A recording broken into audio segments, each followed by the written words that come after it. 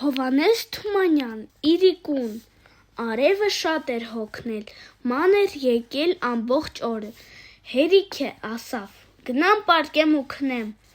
տերևը ուրախ սվսվում էր, որ կանգ առավ, էս ինչ է, ասավ, արևն էլ չի երևում, ես էլ պարկեմ ու քնեմ, թռչնակը երգում էր ծառի վրա, հանկարծ լռեց, էս ինչ է, ասավ, ոչ տերևն է սվսվում, ոչ արևն է երևում, ես էլ գնամ ու քնեմ, նապաստակը ոտստում էր թփերի տակ,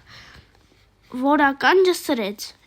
էս ինչ է, ասավ, ոչ թռչնակն է ծլվում, ոչ տերևն է սվսվում, ոչ արևն է երևում, ես էլ գնամ ու քնեմ, որսկանը անտառում որս էր որոնում, կանգնեց, էս ինչ է, ասավ, ոչ նապաստակն է վազ տալի, ոչ թռչնակն է ծլվում, ոչ տերևն է սվսվում, ոչ արևն է երևում, ես էլ գնամ ու քնեմ, լուսինը ծագեց, ցած նայեց, տեսավ, ինչ լավ է, ասավ, ոչ որսորդն է ման գալի, ոչ նապաստակն է վազ տալի, ոչ թռչնակն է ծլվում, ոչ տերևն է սվսվում, ոչ արևն է երևում,